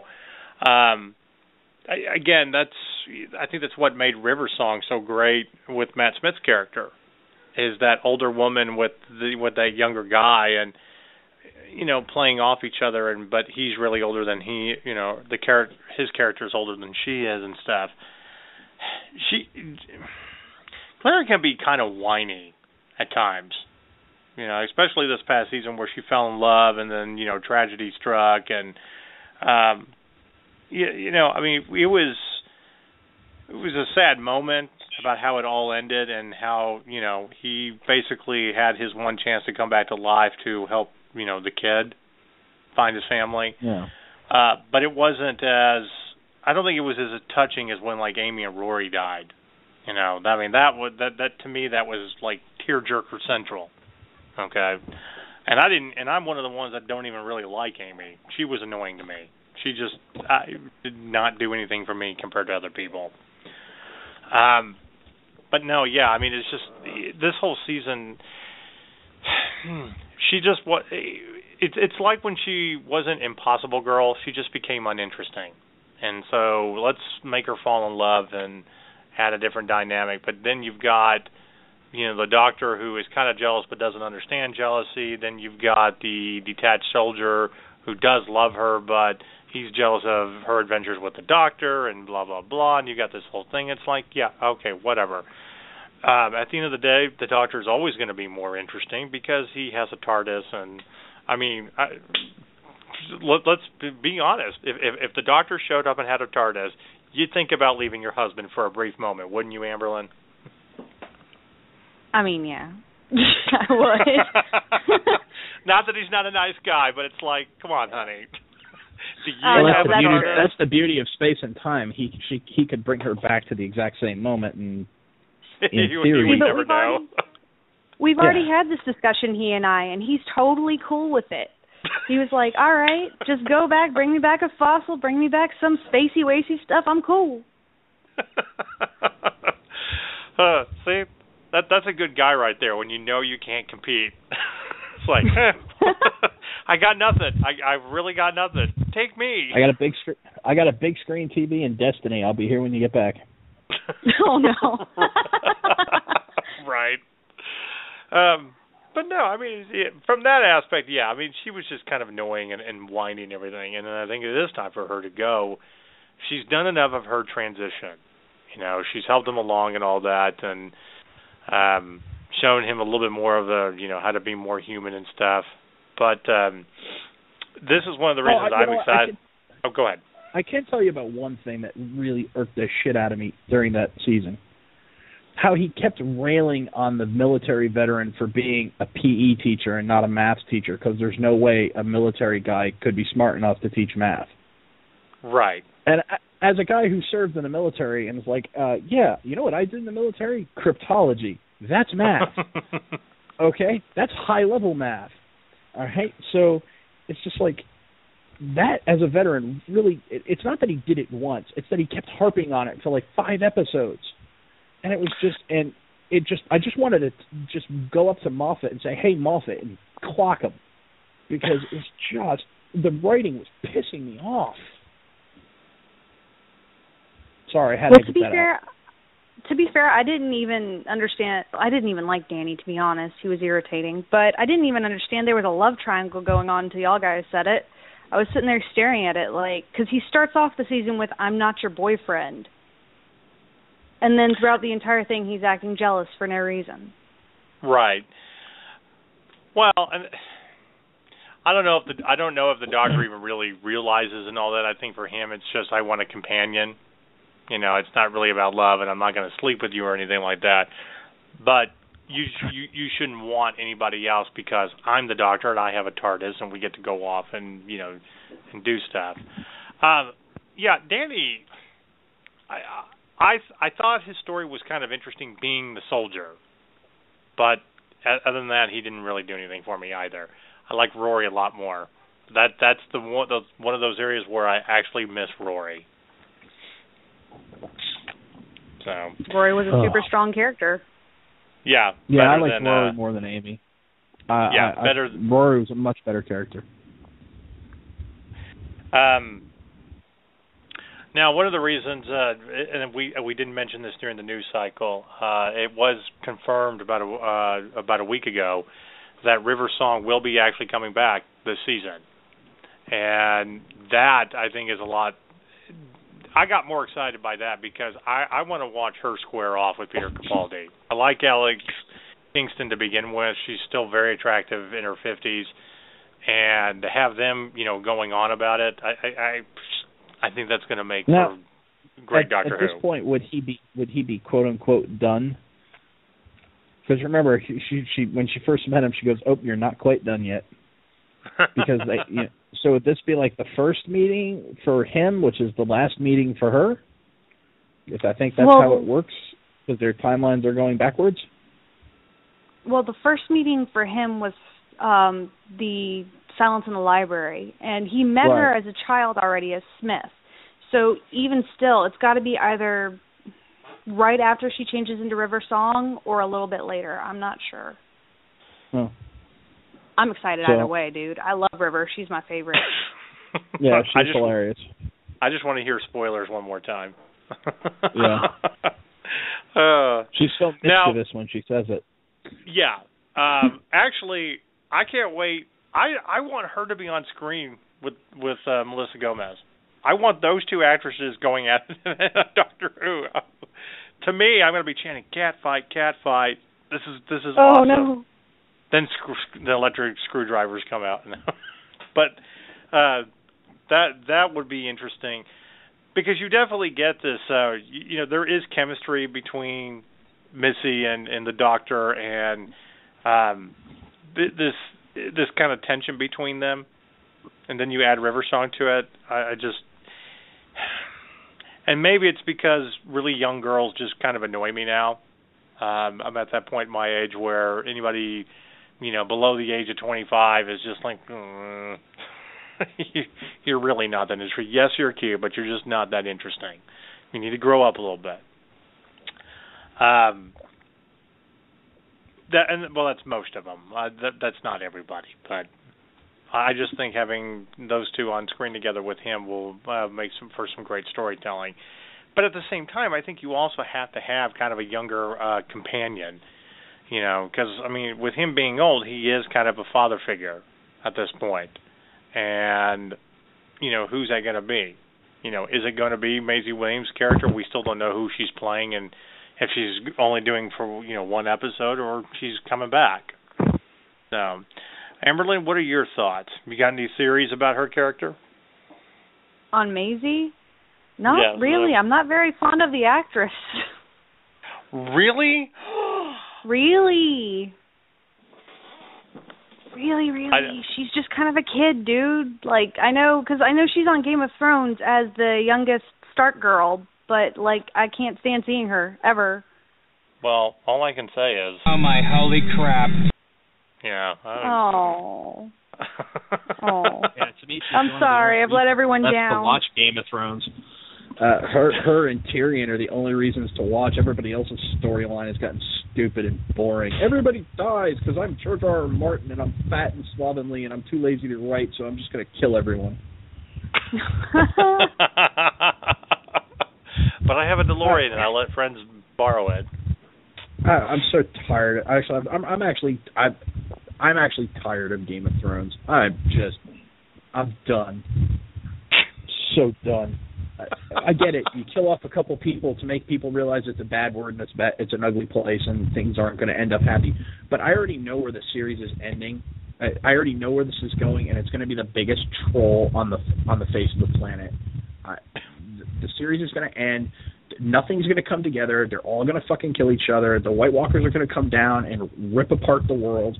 And Daisy, or what's her face, Dani will get there with her dragons to save the world, only to find out that Westeros has already been destroyed, and then it'll fade to black like The Sopranos, and it'll be the biggest troll on humanity. Because it's the biggest dick thing that he could do, and that's exactly where he's going with it. There's going to be no payoff to watching the end of this show. I'm done with Game of Thrones. Okay, back to Doctor Who. Sorry. And folks, we have now given you a little bit of a highlight of our last Game of Thrones roundup. Stay tuned for the next few years. Yeah. Okay. Well, and I get it. Now, again, if she's going to be a new companion, it's not for everybody. Everybody has their different companions. I personally would like to see her because I think she's grown up enough, and I love her character. She's snarky enough that she could pull off this really interesting thing. And it literally has been 40 years since we've actually had a young teenage girl as a companion of the Doctor. So I think, who was the last Doctor to have it? Was it the second one, Patrick Troughton? I don't remember. Yeah, there's your Doctor Who trivia. Who was the last actual teenage companion for the Doctor? We'll have to Google and look that up. But I think that would be a nice, interesting mix, with her. You kind of have like this father-daughter thing, going off as, him dealing with a snarky teenager and throw River Song into the mix of it and stuff. I think it would make for some interesting writing. But this also gets into some of my problems with Doctor Who. not that I'm against Stephen Moffat. I think he's a great writer in a lot of ways, and he's done a lot of things that I've enjoyed. Definitely love Sherlock. But I don't think you need to be the showrunner on two things. I kind of like what Russell T. Davies did first, and before you took over as the showrunner. And I think it's time for someone to kind of come in and take the reins of Doctor Who. And we've been arguing about this for the last couple of years. I know he's probably not going to. I wish Davies would come back, to be honest. Yeah, I mean, it's great that you helped ride on it and stuff, but you've got other things that you can do at the BBC, like bring us more Sherlock. So, I mean, or bring us another clever show with clever writing like Coupling. I believe you have it in you. I believe you do. So, all right. So we're actually going to jump ahead a little bit here, and I'm going to ask this question. This was based on a blog that you wrote a couple weeks ago, Amberlynn, talking about the 5 best doctors other than David Tennant. Now, I know for some of our Doctor Who fans out there, they're already cringing like, oh my God, there are no greater doctors than David Tennant. That may be true. As our friend Billy from the pub always has said, when he gets drunk, David Tennant was born and bred and was brought up to be the pure essence of the Doctor, and there's no one greater. Again, maybe true. But we've had 12 of them, and there's bound to have been some good doctors in there besides David Tennant. So we want to talk about who our favorites are and, what they really brought to the show. And we're doing it from classic Doctor Who to the new Doctor Who. So out of your list, who did you have as your number one best doctor other than David Tennant, Amberlynn? Well, I numbered it incorrectly, but my number one is actually Matt Smith. Really? Yes, because he's got such he's 20-something years old, and while he is the youngest doctor, somehow, despite his age, he managed to get every freaking emotion that a 2,000-year-old man could potentially have across his little dome. Okay. See, and I always thought his face looked like he had way too much Botox done too early. It's like his face doesn't move to me. Oh man, no! Especially, I'm trying to think. It's the episode where they have the flesh people, and he gets back on the TARDIS with Rory, and he says, "Amy, you're going into labor."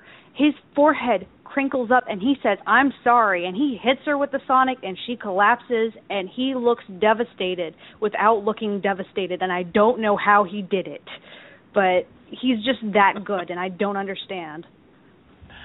Yeah, we disagree on a lot.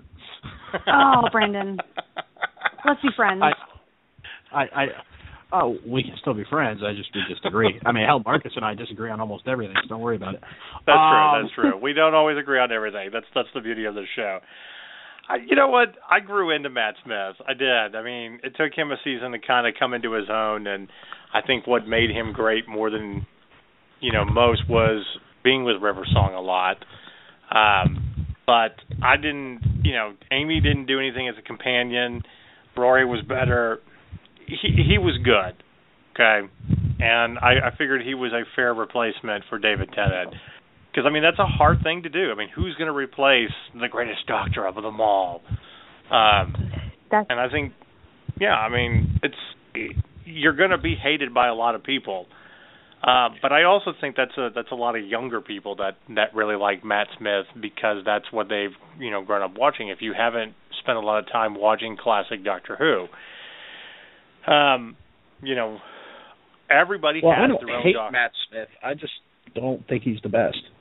And I don't even think, and as much as I love David Tennant, I don't even think David Tennant's the best. So, but really, I was really mad at Marcus when he told me it has to be excluding David Tennant because I'm like, man, that last scene in End of Time, really? That would have made it too easy. I get it. Those are my favorite episodes, too. The way he said goodbye, especially with Jack and hooking him, being his wingman in a space bar. I mean, come on. I love that. But again, 50 years of Doctor Who, we have to look at other people. Well, my favorite is Christopher Eccleston, and it just sucks that he and Moffat hate each other. But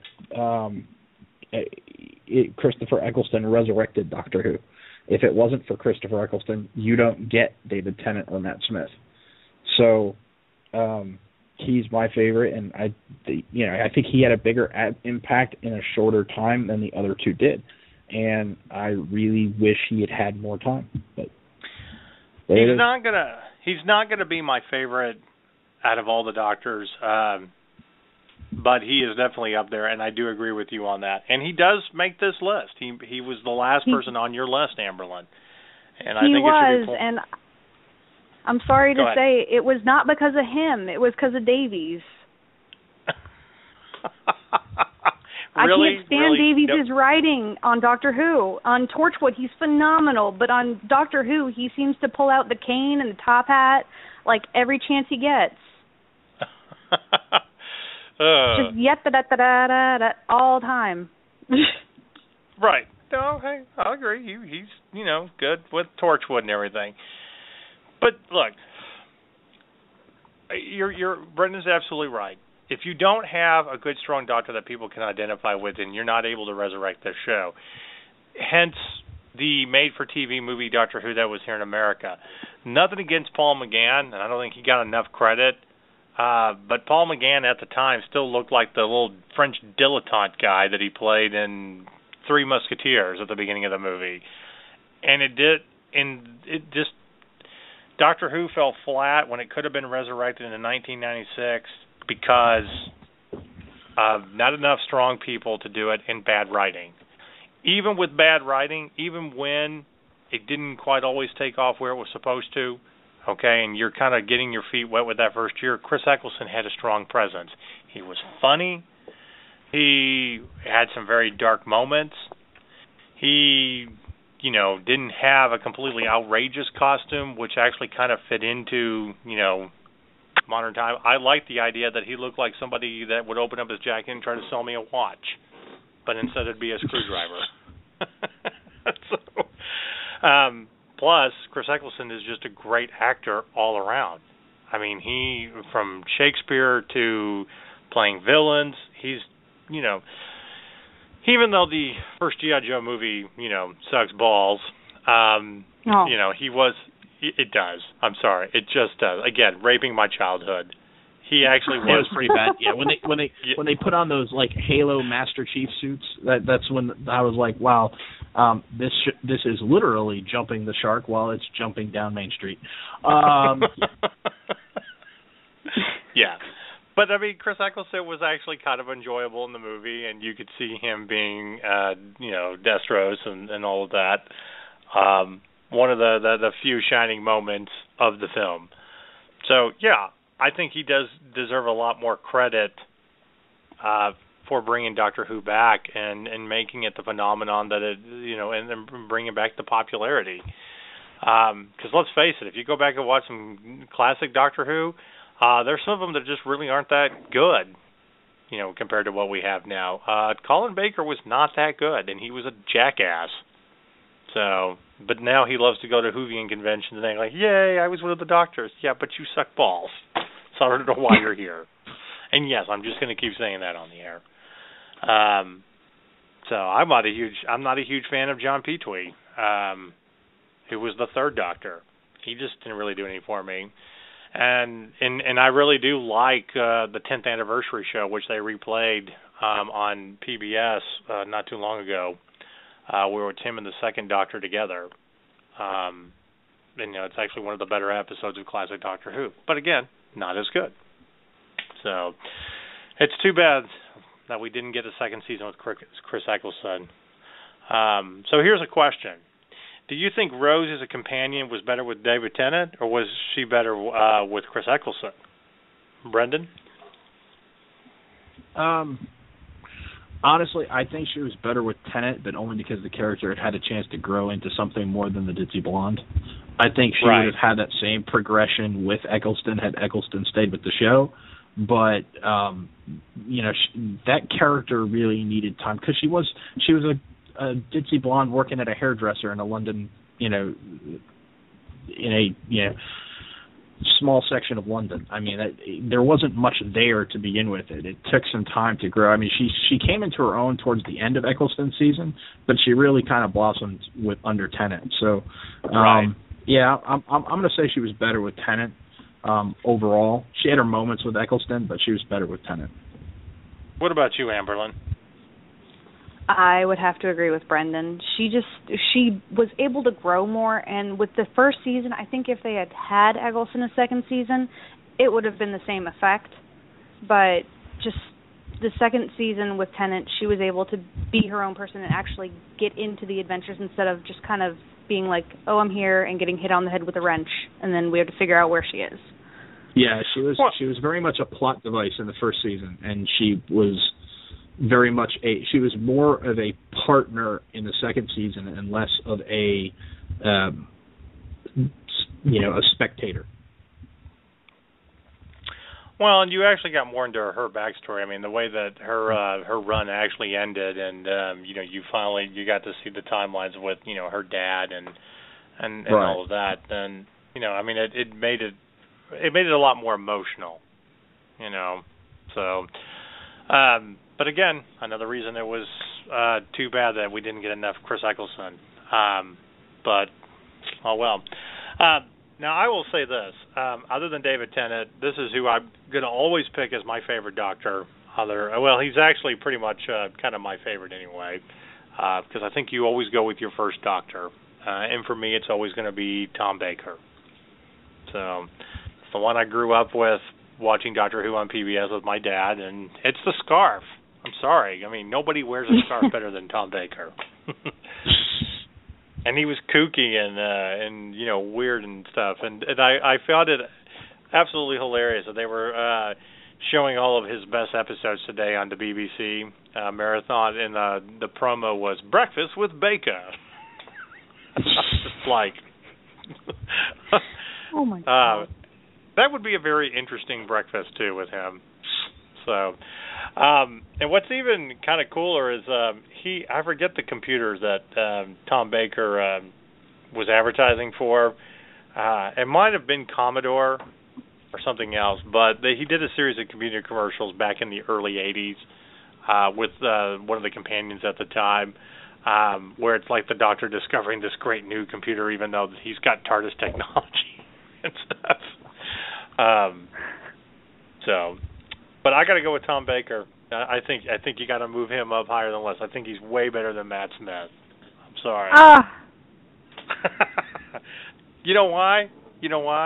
Because the scarf is still cooler than the fez and the bow tie. That's why. Okay, admittedly, yeah. Yeah, I mean, from a fashion sense. Yeah, the best thing that ever happened to that fez is when River shot it. I know, exactly. One of my favorite episodes. Yep. Now, I was kind of interested to see why did you put William Hartnell on your list? Was it because he was the first, or because you actually liked some of his, Doctor Who stuff, the stuff that is actually still in existence?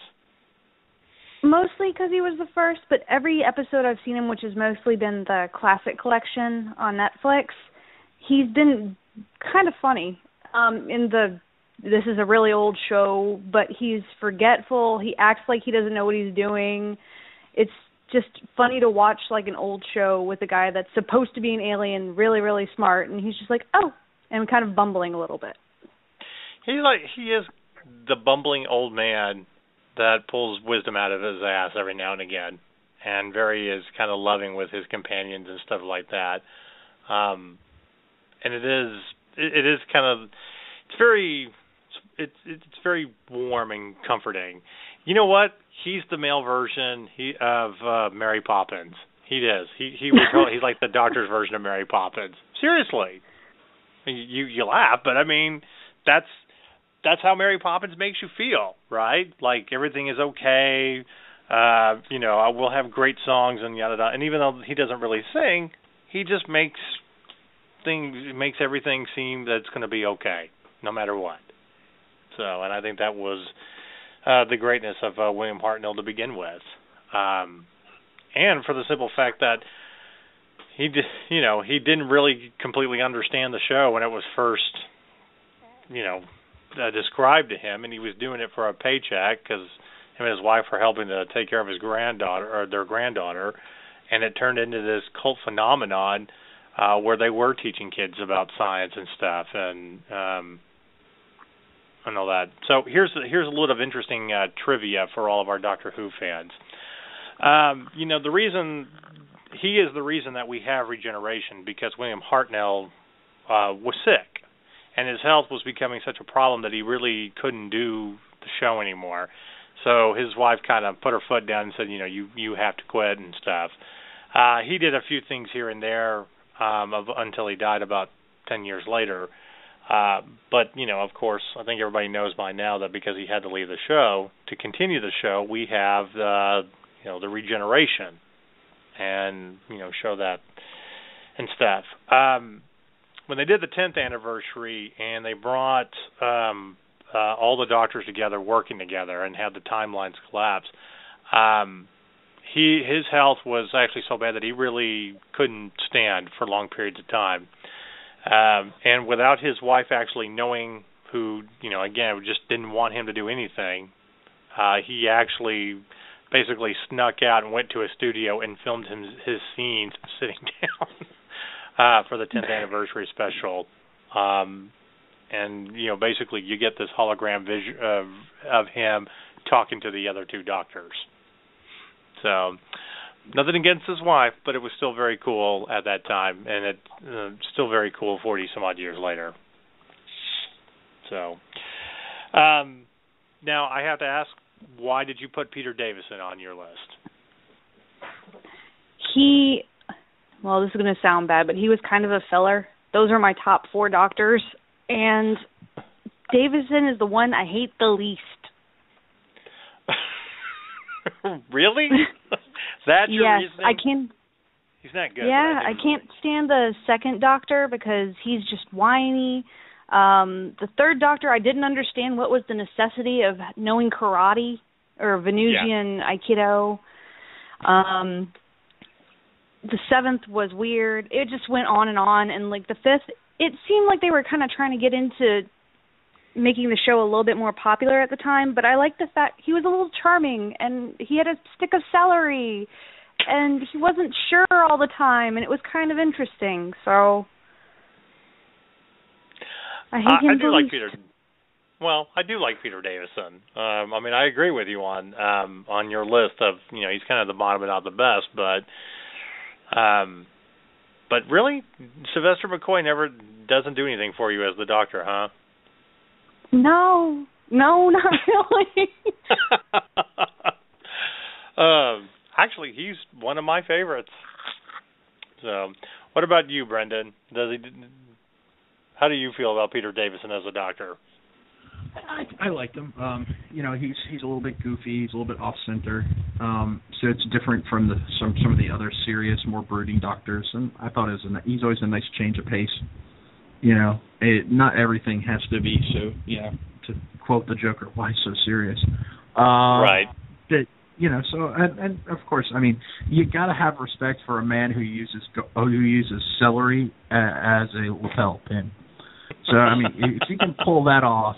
You got the straw hat and celery as a lapel pin. If you can walk around and be so badass that nobody even questions that, right? There's something to that. You and I could never pull that. We'd be like, "What you doing?" I'm wearing a salad. What normal person really could pull that off? So, what always struck me about Peter Davison. Besides the goofiness, is I feel like he would be, my +1 to Wimbledon. I always felt like we were about to go play a tennis match somewhere. And I thought he was, a good replacement for, Tom Baker. I remember, when it happened, and I went back to watch, more Doctor Who. I actually lost interest with Doctor Who after Peter Davison because Colin Baker just did nothing for me whatsoever. And the fact that he hated doing the show and complained and, wanted out of it, and I think I've gone back and recently discovered Sylvester McCoy because I stopped watching it because, Colin Baker killed it for me. But again, you kind of had this young, but you're right. I mean, he was charming, he's, young and everything, but his outfit, he looked more English than any of them. He really did, except for the celery lapel pin. So, definitely good there. Okay, so I got to ask this as we're going to wind down this show. Out of all the companions, Amberlyn, who is your all-time favorite companion? My all-time favorite companion, Martha Jones. You know what? Martha never gets enough love as a companion. She really doesn't. Interesting. She doesn't, and she's very action-based, and she's intelligent about it. Yes, she asks questions, but she deduces a lot more. Perfect example is the episode where they're trapped on the planet and she's on one side and Donna and the Doctor on the other. She's no slouch. Right. And she really actually came into her own, as a warrior and stuff like that. She wasn't the typical companion that you see. I mean, it always seems like when the Doctor picks up a companion, they're kind of lost. That's why they need to go on a journey. She was kind of lost, but not like as much as everybody else. I mean, then again, who can be kind of a runaway bride like Donna? So, Brendan, how about you? All-time favorite companion? Has it changed since the last time we did a Doctor? Surprisingly, I'm agreeing with her. I've always liked Martha. I always thought Martha, everybody rags on her for some reason, and I've always thought she was the best one because she, people, I don't understood that, why that thing where people got mad at her for asking questions. I'm like, that's the sign of an inquisitive mind. That means she's smart. Right. So I always really liked Martha. I never got why a lot of people hated her. So yeah, I was gonna say Martha too.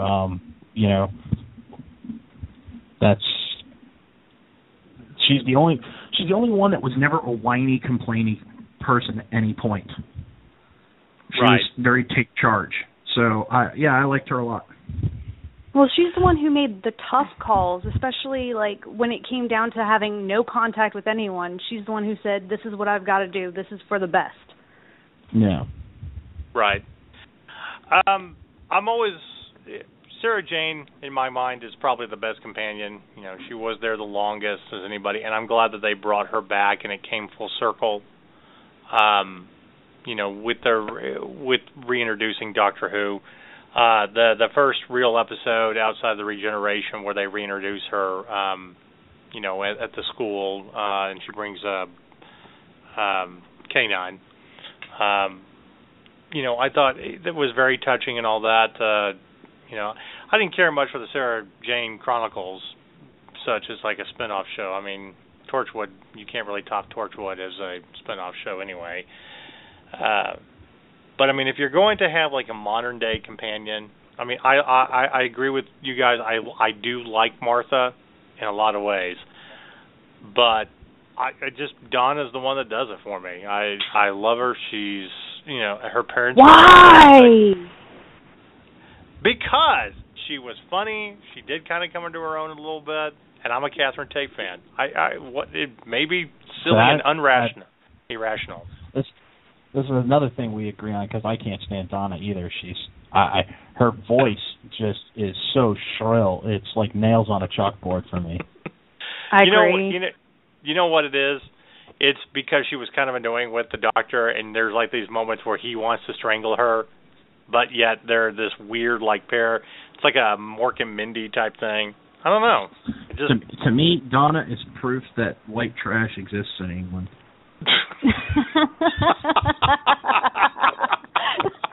Okay. Oh home. Whenever somebody goes, oh, you guys got white trash in Kentucky, there's some English guy online, I just post a picture of Donna in response and say, shut up. Again, my affinity for her is because I'm a Catherine Tate fan. I've always found her funny. So, but then again, nobody beats River Song. So, I mean, not really a true companion, but I mean, as someone that's in and out and everything, I love the storyline. And again, spoilers. It's funny. It's sexy. I mean, that's that's what I want a woman to tell me. My favorite recurring character that's not a companion is definitely Captain Jack. Right. So well, how can you beat Captain Jack? Hello. Stop it. What? I just said hello. You're never just saying hello. Right. I'm telling you, like I said, the Doctor being his wingman, looking at the guy, hey, sailor, going my way? His name is Alonzo. Yeah. All right. We got a few minutes left on this show, so we're going to get to some other things, and we will definitely be talking about more Doctor Who. But one quick thing, what are you most looking forward to with Season 9, Amberlyn? The return of Ingrid Oliver as Osgood, and definitely River and Capaldi playing off each other. That's going to be exciting. Okay. I totally agree with you on that. So, all right. Brendan, what beer should everybody be drinking this week? Let's pick. We are getting into fall, so a lot of the good festive beers are coming. I'm going to go with we're going to stay away from all. I will have one quick beer observation. The pumpkin beer craze is officially over. Dogfish Head's Pumpkin Ale was one of the originals and one of the better ones until recently. Last year sucked, but this year, like normally, Dogfish Head Pumpkin Ale hits the shelves and it's gone within a couple of days. They don't make a lot of it. Places don't get a lot of it.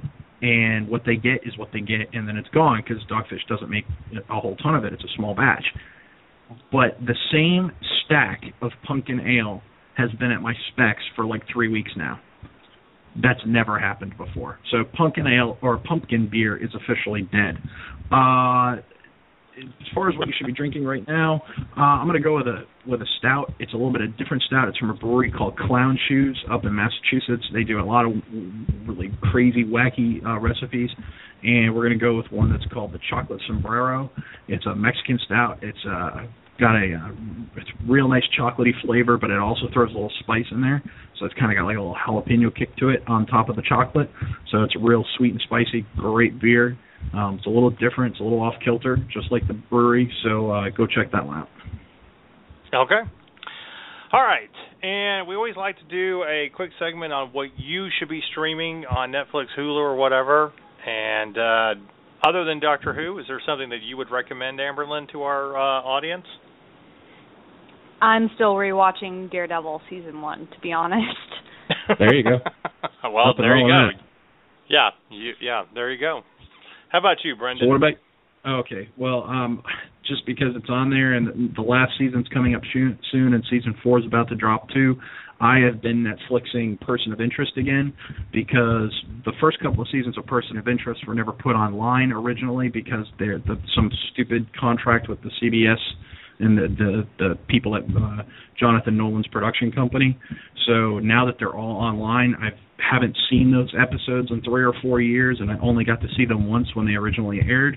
So now I'm going back and watching all of Person of Interest all over again, and I forgot how really good some of those early episodes were. Okay. I'm going to recommend Narcos, the original Netflix series. It's actually, now that I've gotten through it, it's a lot more interesting than I thought it was going to be. And the guy playing Pablo Escobar has done a fantastic job. So if you want to watch something about the drug lord wars, 70s, 80s, and all that came about, check it out. All right, one quick announcement. It has been announced that in the next few weeks or month here in October, tickets for Episode 7 will be going on sale through Fandango and other places.